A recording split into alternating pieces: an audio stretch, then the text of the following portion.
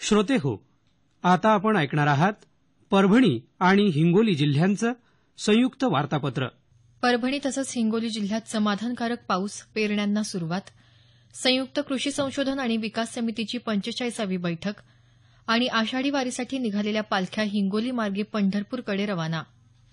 या आणि इतर घडामोडींविषयी आमचे वार्ताहर विनोद कापसीकर यांनी दिलेली ही माहिती. परभणी जिल्ह्यात सर्वत्र वरुणराजाने हजेरी लावल्यामुळे शेतकऱ्यांसह नागरिकात समाधान व्यक्त होत आहे. मागील 3-4 दिवसात झालेल्या पावसामुळे नदी नाले वाहू लागली आणि वातावरणातील उष्णता कमी झाली.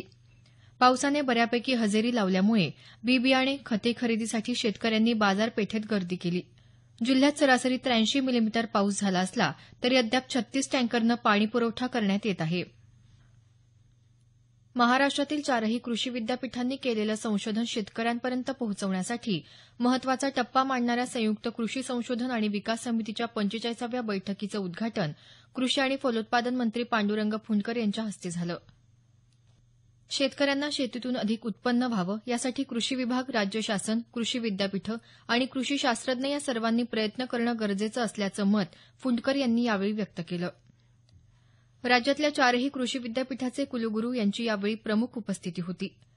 या 3 दिवसीय बैठकीत 30 नवीन वाण, 13 कृषी अवजारे आदींसह 244 शिफारशींना मान्यता देण्यात आली.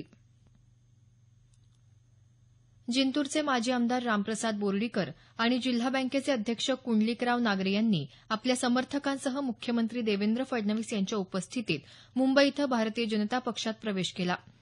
यामुळे जिंतूर सेलू विधानसभा मतदारसंघाची राजकीय समीकरणे बदलण्याची शक्यता आहे. सेलू तालुक्यातील काजळी रोहिणा इथं शौचालय बांधकामाचा शुभारंभ पाणीपुरवठा आणि स्वच्छता राज्यमंत्री सदाभाऊ खोत यांच्या हस्ते करण्यात आला. ग्रामस्वच्छतेसाठी नियोजनबद्ध प्रयत्न करून निर्मल ग्राम करावेत असे निर्देश खोत यांनी यावेळी दिले. शेतकऱ्यांनी आयोजित केलेल्या संपाला परभणी जिल्ह्यात सर्वत्र उत्स्फूर्त प्रतिसाद मिळाला. या काळात भाजीपाला काही प्रमाणात महागला होता. राजकीय पक्ष संघटनांनी या संपाला पाठिंबा दिला होता. शेतकऱ्यांच्या राज्यव्यापी बंदला हिंगोली जिल्ह्यात संमिश्र प्रतिसाद मिळाला. हिंगोली, सेनगाव, औंढ्यासह जिल्ह्यात अनेक ठिकाणी शेतकऱ्यांनी रस्त्यावर उतरून बंद पाळला. बंदच्या काळात अनेक ठिकाणी भाजीपाला तसंच दूध रस्त्यावर टाकून निषेध करण्यात आला. हिंगोली जिल्ह्यात यंदा मृग नक्षत्रात पावसानं हजेरी लावल्यामुळे शेतकऱ्यांच्या आशा पल्लवित झाल्या आहेत. जिल्ह्यात बहुतेक सर्वच तालुक्यात खरीपाच्या पेरणीला सुरुवात झाली आहे. गेल्या आठवड्याभरात झालेल्या पावसामुळे जिल्ह्यात नदी नाले दुथडी भरून वाहत आहेत. पर्यावरण मंत्री रामदास कदम यांनी जिल्ह्यात शिवसंपर्क अभियानाचा आढावा घेतला. यावेळी पत्रकारांशी संवाद साधताना कदम यांनी शेतकऱ्यांच्या सर्व प्रश्नांवर शिवसेना कायम त्यांच्या पाठीशी असल्याचं सांगितलं. संपूर्ण कर्जमाफी झाल्याशिवाय शिवसेना स्वस्थ बसणार नाही असं कदम यांनी स्पष्ट केलं. आषाढी वारीसाठी पंढरपूरकडे निघालेल्या शेगावच्या संत गजानन महाराजांच्या पालखीचं सेनगाव तालुक्यात पाककनेर इथं भक्तिभावानं स्वागत झालं. ही पालखी सेनगाव मार्गे पंढरपूरकडे मार्गस्थ झाली. नरसी इथून पंढरपूरकडे निघालेली संत नामदेव यांची पालखी गुरुवारी हिंगोली शहरात दाखल झाली. शहरातल्या रामलीला मैदानावर भाविकांच्या उपस्थितीत या पालखीचा पहिला रिंगण सोहळा साजरा झाला. 10वी तसंच 12वीचे निकाल नुकतेच जाहीर झाले.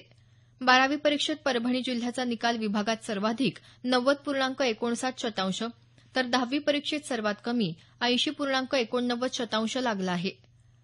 हिंगोली जिल्ह्याचा 10वीचा निकाल 80.93% तर 12वीचा निकाल 88.62% एवढा लागला आहे. आताच आपण परभणी आणि हिंगोली जिल्ह्यांचं संयुक्त वार्तापत्र ऐकलं. जिल्हा वार्तापत्राचा हा कार्यक्रम आकाशवाणी औरंगाबाद केंद्राच्या प्रादेशिक वृत्त विभागानं सादर केला.